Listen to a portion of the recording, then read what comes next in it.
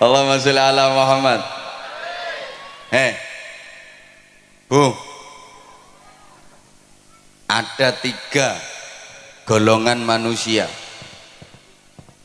yang ibadahnya sebagus apapun nggak akan diterima oleh Allah, doanya sebaik apapun, sekhusyuk apapun nggak akan dikabulkan Allah, bahkan di akhirat nggak bisa menerima syafaat Rasulullah. Rungokno toh, walaupun ibadahnya bagus, sholatnya top, bukan cuma yang wajib, sholat sunnah dikerjakan semua, sujud luar biasa, sekali nyosop batuk mentol telu, berarti nyosop 2 kali batuk mentol 6, selesai sholat gak rupa-rupa rai.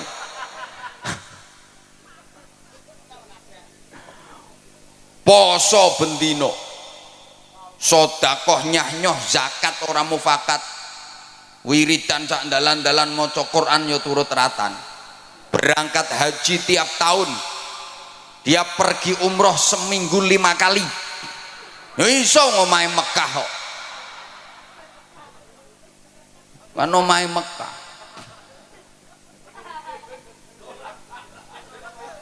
Wis tak pikir aku ngomong. Ora iso kowe apa mbantah, ora iso. Gak mungkin seminggu umroh berangkat ping 5. Omahe Mekah kok.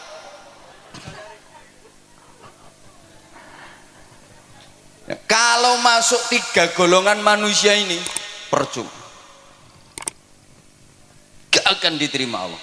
1, aqul walidain, anak yang durhaka kepada kedua orang tua.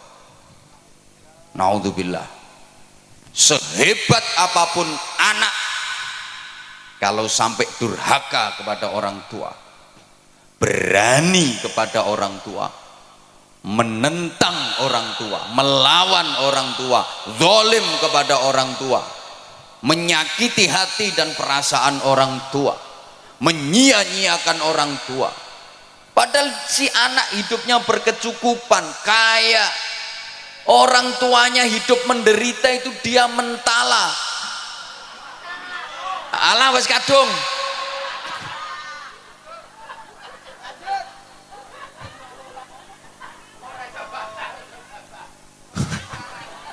Sing ceramah aku apa sampean? Lah iya.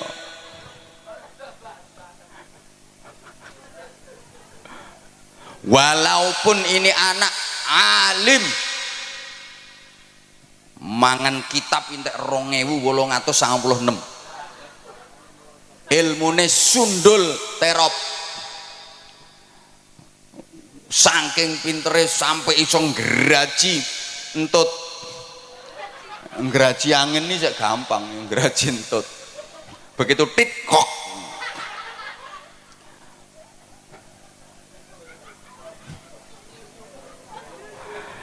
Kalau berani sama orang tua, menyakitkan orang tua, durhaka kepada orang tua, seluruh ibadahnya ditolak sama Allah, doanya nggak akan dikabulkan oleh Allah, bahkan di akhirat dia nggak bisa menerima syafaat Rasulullah. Walaupun secara lahiriah orang tuanya seakan-akan bersalah, karena dalam hubungan anak dengan orang tua itu undang-undangnya cuma ada 2 pasal. Pasal 1, orang tua tidak pernah bersalah. Pasal 2, apabila orang tua melakukan kesalahan, kembali ke pasal 1. Ya gak mumet, memang pasalnya cuma 2 kok. Jadi hubungan anak kepada orang tua itu pasalnya cuma 2 undang-undangnya. Pasal 1, orang tua tidak pernah bersalah. Pasal 2, apabila orang tua melakukan kesalahan, kembali ke pasal 1. Sehingga kalau sampai terjadi anak ribut sama orang tua, anak gegeran sama orang tua, demi Allah diapa-apa no sing salah anaknya. Ana sing mikir ketara gak rukun kae.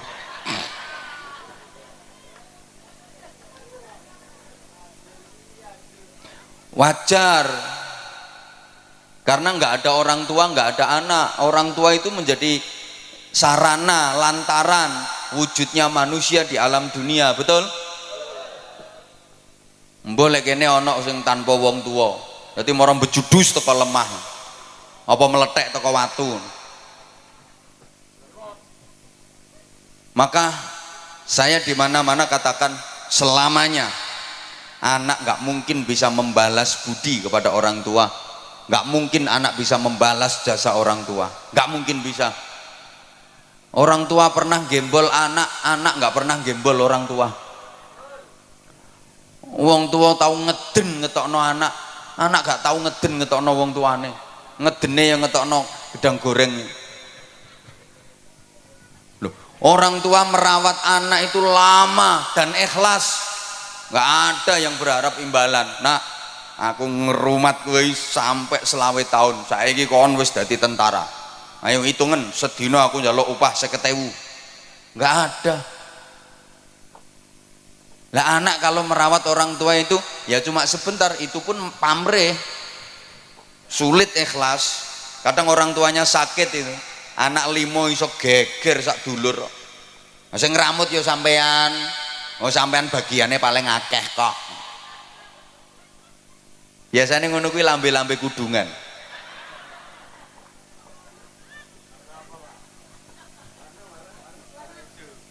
Halo, halo, ya, rungokno. Orang tua merawat anak itu yang diharapkan hidupnya anak, sing diharap-harap uripe. Lah nek anak ngramut wong tua iki mek karo nunggu matine kok. Sorry ya. Orang tua itu mau gantiin sakitnya anak, kalau anak nggak mau gantiin sakitnya orang tua. Orang tua rela menggantikan derita anak, kalau anak nggak mungkin mau menggantikan derita orang tua. Saya udah sering kasih contoh, orang tua itu punya anak sakit, anak masih kecil sakit, ya Allah, nangis semalaman nungguin anak nggak tidur. Dia nggak rela seekor nyamuk pun menggigit anaknya, hinggap di tubuh anaknya, ditunggoni sampai gak turu, nangis memohon kepada Allah, ya Allah biar saya saja yang gantiin sakitnya anak saya asal anak saya sehat. Tapi anak nggak mungkin mau gantiin sakitnya orang tua. Maaf, ayo coba sampean misalnya punya orang tua sudah pikun, ayo sampean gelem genteni, ya Allah kula sing pikun mawon.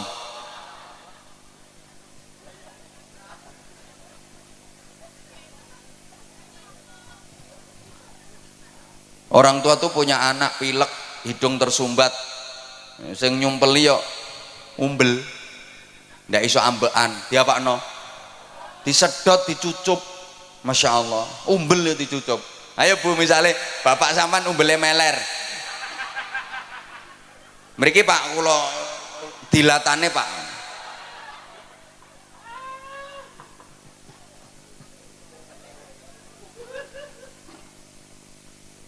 Lah orang tua itu siapa saja? Satu, abul jasad, orang tua kandung, ayah dan ibu kandung. Dua, abur ruh, yang merawat ruh, merawat jiwa, gurunya, kiainya, bunyainya, ustadz ustazahnya. Hukumnya sama orang tua. Kalau orang tua kandung itu yang merawat jasmani, kalau guru, kiai, bunyai itu yang merawat rohani. Iki dirungokno apa ora toh? Tiga, yang ngasih pasangan hidup, mertua, sama wajib dihormat. Bu, menantu kalau nggak rukun sama mertua, ya sama, itu namanya menantu yang tidak berbakti kepada orang tua, durhaka. Sama. Ada enggak? Ngacung.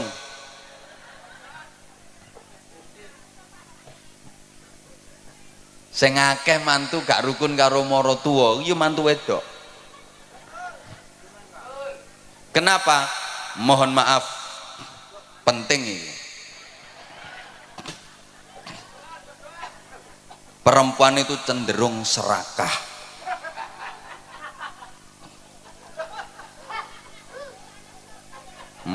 Wong lanang serakah ya eneng kok.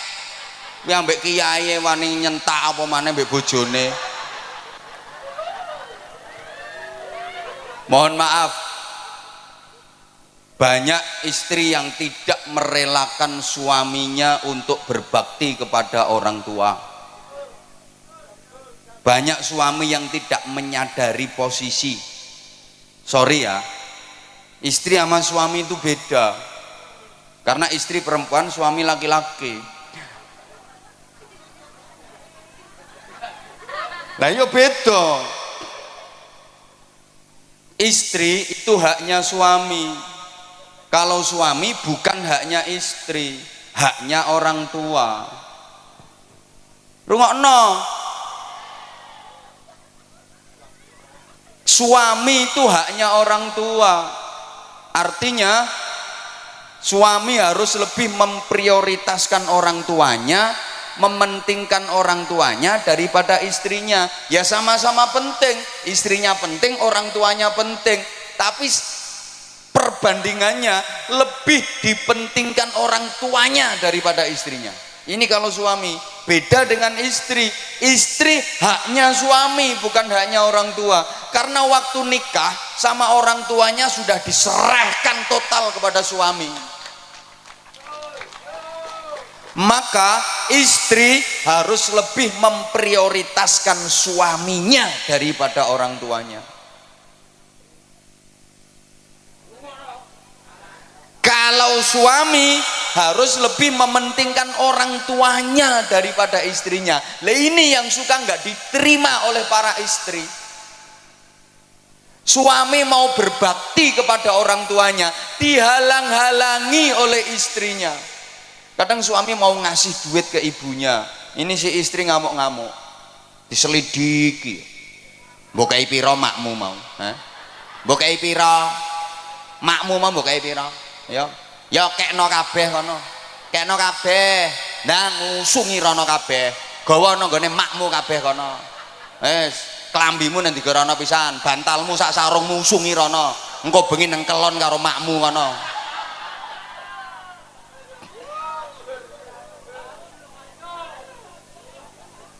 Suami mau berbakti kok dihalang-halangi. Bu,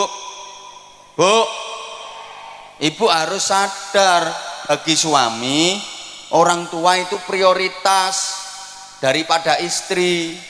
Bu, ikhlas nggih? Relakan suamimu berbakti kepada orang tuanya, yang orang tua suami adalah mertuamu.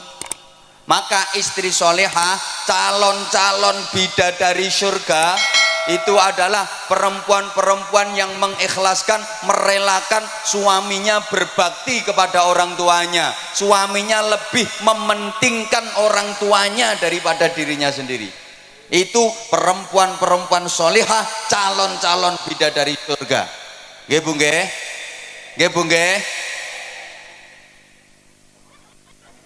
Jadi misalnya, Bu, suami ibu punya duit 10 juta. Nah, ibu sebagai istri dikasih 3 juta, yang 7 juta dikasihkan ibunya suami. Ikhlas nggih?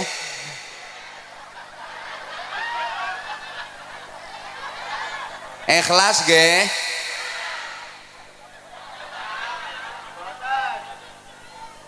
Ikhlas mboten? Mulane angel mlebu swargamu ya ngono.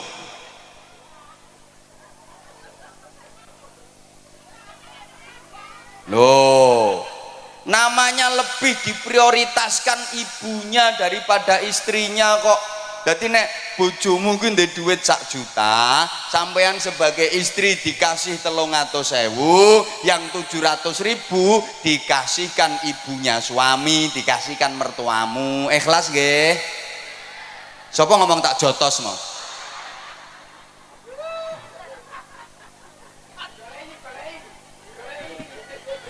jotos deh. Kuwi istri apa petinju kok tak jotos deh. Kalau ibu ikhlas, nah itu gampang masuk surga. Itu istri solehah dan calon-calon ratu bidadari surga. Halo, rungokno. Jadi sampeyan niku Bu, kalau dikasih uang belanja sama suami, sebelum nerima duit itu sampean ngomong, Mas, aku sampean kei duit ngene iki, buke sampean kei to ora? Lek buke sampean kei ya aku gelem nrimo duit iki. Lah nek buke gak sampean kei, aku mau nampani, Mas. Buke kei sik kudu luwih akeh. Lek buke wis sampean kei, lagek tak trimo. Ngoten nggih? Pret. Pret.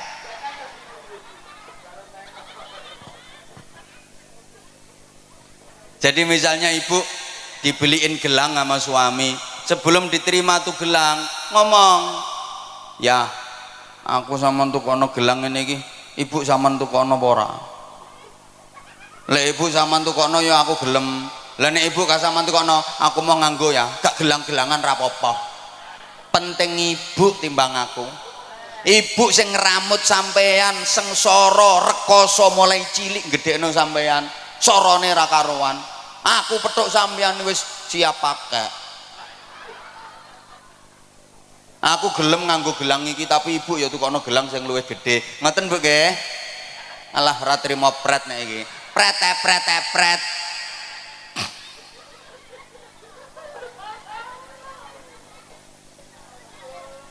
Ibu, jadi misalnya ibu mau diajak berangkat umroh sama suami, ibu harus ngomong, ya aku kata dijak umroh, ibu sampean jak taga, lek ambek ibu aku ya gelem melu ya. Lah nek ibu gak sampean jak, aku ya mau podo-podone duwe sampean pas-pasan. Berangkat ambek ibu ae, aku kari-kari gak apa-apa. Penting ibu timbang aku.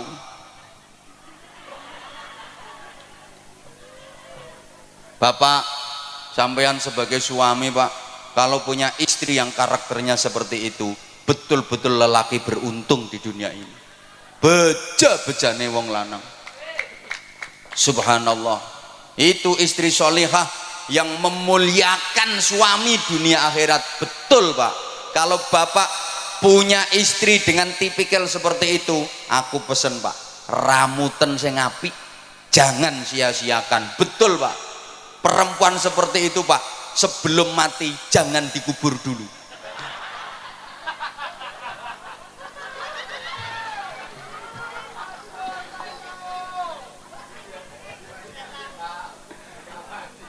Soalnya langka.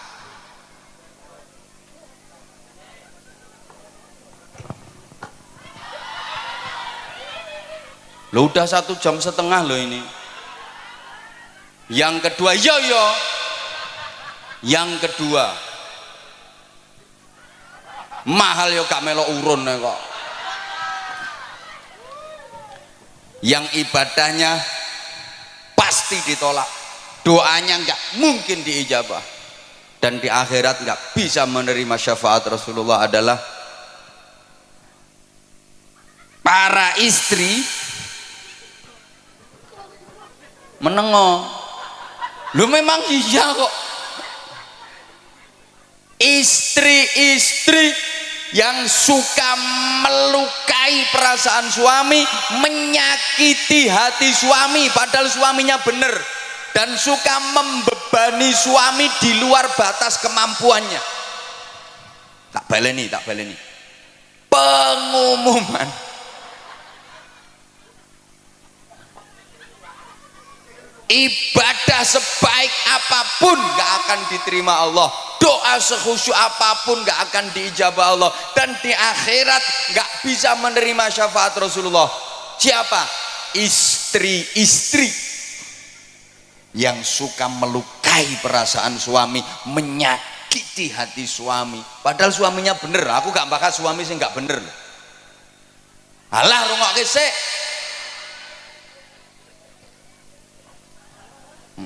Ucul ya ben balon murah kok. Balon ucul geger ndangak kabeh. Tuku meneh 5.000 kok. Hah? Malah mek 3.000 gegerno pengajian. Halo. Halo. Bu, ini beneran loh, Bu. Rasulullah pernah cerita, besok di akhirat itu ada perempuan yang wujudnya enggak wujud manusia, bentuknya enggak bentuk manusia, tapi ndasnya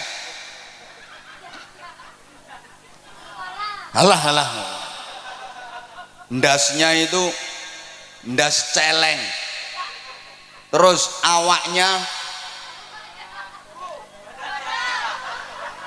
menengok lagi, awaknya awak khimar, wis gampangane ndase celeng awake jaran. Hi, ngeri.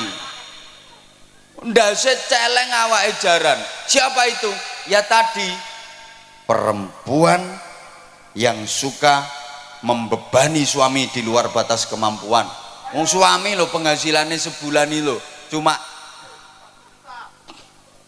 2 juta, nek njaluk blonjo saulan sampai 250 juta.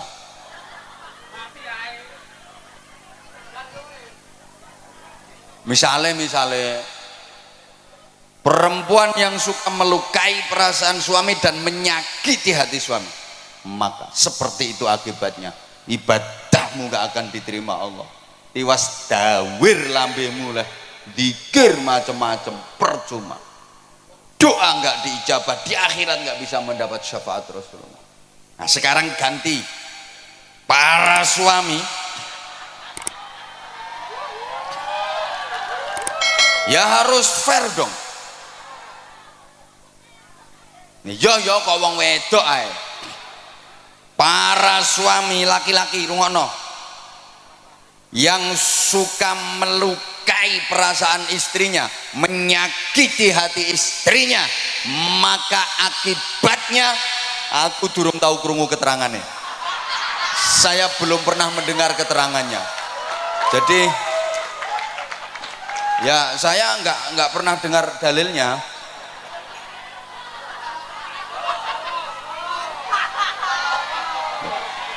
Lah nanti kalau saya sampaikan yo malah keliru kabeh, saya nggak pernah denger kok.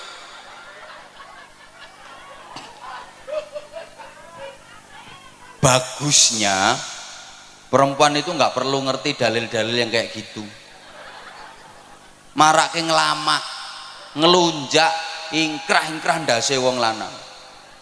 Lho wong istri itu lo nggak ngerti dalil lho, suami iso kalah apalagi ngerti dalil, malah nyenyek wong lanang. Memang istri-istri nggak usah ngerti dalil-dalil kayak gitu, bahaya.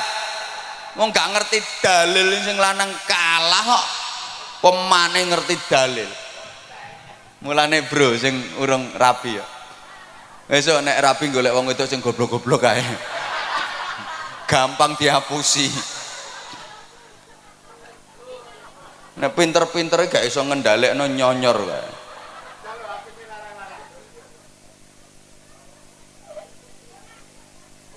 Yang ketiga udah itu berlalu. Yang ketiga, orang yang mutus silaturahim, itu yang ibadahnya nggak akan diterima oleh Allah, doanya nggak diijabah sama Allah, di akhirat nggak bisa mendapatkan syafaat Rasulullah. Maka itu perlu kita hindari 3 hal tadi. Allahumma sholli ala Muhammad. Nah selanjutnya jamaah rahimakumullah, perlu perbaikan diri, peningkatan kualitas ibadah, baik yang vertikal hablum minallah, ibadah ritual, maupun yang horizontal hablum minan nas, ibadah sosial. Halo, dilanjut apa mboten? Oke, tak imbui. Ya ini ibarat kerja itu lembur berarti. tambahan durasi ya. Gini, yo hidup ini harus selalu ada peningkatan dan perbaikan. Slogane hari ini harus lebih baik daripada kemarin, dan esok harus lebih baik daripada hari ini. Dalam menjalani hidup, pantang bagi kita untuk berprinsip aku masih seperti yang dulu, aku begini engkau begitu. Itu sama saja. Kalau orang Jawa bilang sami mawon, nek diteruske bokonge Mbak Mi dintup. Harus ada dinamika ke arah hidup yang lebih baik. Ibu bapak jamaah rahimakumullah, pembangunan musola ini harus disertai dengan pembangunan manusianya. Iya, kita berharap mudah-mudahan musola, masjid-masjid yang ada itu benar-benar bisa menjadi laboratorium rohani, pembangunan mental spiritual. Negara kita itu punya jargon di lagu kebangsaan Indonesia Raya itu, bangunlah, bangunlah, ayo tobu. Pertama bangunlah jiwanya dulu, baru bangunlah untuk Indonesia. Bangunlah jiwanya. Pembangunan jiwa itu menjadi sangat penting.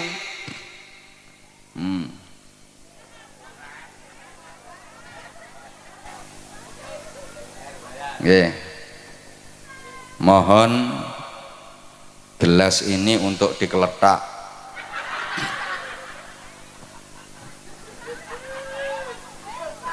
Untuk pembangunan sorban. Nggih. Iya. Nah itu juga termasuk bagian dari perbaikan. Nggih Bu nggih. Bu, saya yakin semuanya bawa duit. Kalau nggak bawa duit nggak apa-apa kok, kalung dilepas, gelang dipelorot nggak apa-apa, nanti biar dijual sama panitia. Ini pasti semuanya bawa duit. Saya nggak percaya kalau nggak bawa duit.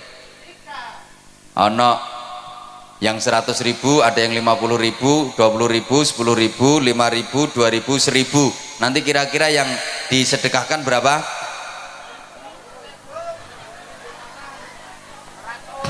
Perlu diingat, sedekah itu yang penting banyak walaupun tidak ikhlas, daripada ikhlas cuma sedikit. Tak baleni, lebih baik sedekah yang banyak walaupun tidak ikhlas daripada ikhlas tapi cuma sedikit. Kenapa? Saya berani bilang lebih baik sedekah banyak walaupun tidak ikhlas. Loh iya, daripada ikhlas tapi sedekahnya cuma sedikit. Karena kalau sedekahnya banyak, terus sedekah banyak, terus sedekah banyak, pasti lama-lama ikhlas. Mesti metu ikhlas. Mikir ora ikhlas, terus ngetokno akeh kok ora ikhlas. Tapi kalau sedekah itu prinsipnya yang penting ikhlas walaupun sedikit, sampai mate gak kira sedekah akeh. Dan ciri-ciri sedekah ikhlas, tanda-tanda sedekah itu ikhlas adalah sedekahnya banyak. Tandane wong sedekah ikhlas iku sedekah akeh. Soalnya nek sedekah akeh gak mikir, gak perhitungan. Tak baleni. Tanda-tanda orang ikhlas dalam bersedekah itu adalah sedekahnya banyak. Tandanya ikhlas. Soalnya gak perhitungan, gue duit piro, wis gak perhitungan. Engko urusan engko, sesuk urusan sesuk. Rezeki akeh sing nguri, mesti ditempui, diganti sama Allah dengan ganti yang lebih banyak. Itu tandanya ikhlas. Nah, di antara tanda-tanda orang sedekah tidak ikhlas, itu sedekahnya nilainya kecil, sedekahnya sedikit, tandane wong perhitungan. Duitku karek 200, engko nek tak sedekahno 50, lak karek 150, sesuk bayar kreditan 70. Anakku sangune rungokno nang ngaji gak butuh sangu anakmu. Halo maka wong niku nek sedekahe kulino sithik iku tandane gak ikhlas. Ayo bantau. Sedikit banyak itu bukan jumlah dan nominal, tapi prosentase dan pembanding. Ukuran sedikitnya yang ngeleset di bawah sama yang duduk metingkring di atas panggung jelas beda. Jelas beda. Mungkin lek kanggo sampean 500.000 wis akeh. Tapi lek kanggo sing nang dhuwur panggung sithik 500.000 kuwi. Makanya saya bilang bukan jumlah tapi prosentase dan pembanding ukurannya.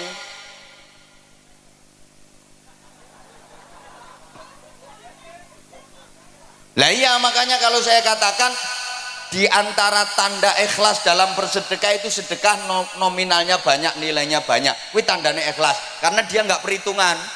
Tandane wong sedekah gak ikhlas itu sedekahnya sedikit karena dia perhitungan. Halo. Orang yang beramal di dunia tanpa perhitungan, besok di akhirat Allah yo gak perhitungan, langsung dimasukkan surga sama Allah. Itu namanya masuk surga tanpa hisab. Tanpa hisab itu tanpa perhitungan. Siapa yang dimasukkan surga tanpa hisab, tanpa perhitungan? Ya orang-orang yang waktu di dunia amalnya tanpa perhitungan. Malaikat yang meriksa itu langsung didhawuhi sama Allah, kasih instruksi, malaikat itu orang waktu di dunia amal tanpa perhitungan, udah sekarang langsung masukkan surga tanpa diperhitungkan amalnya. Coba tuh orang Bojonegoro kok langsung ke surga.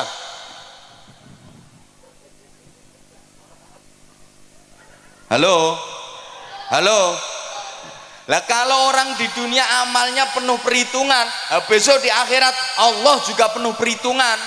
Dihitung dulu amal bagusnya ada berapa, amal jeleknya ada berapa, lebih banyak mana tangannya untuk muter tasbih sama untuk kopek jarene, lebih banyak mana itu diperhitungkan semuanya. Lama perhitungannya itu, paham gak?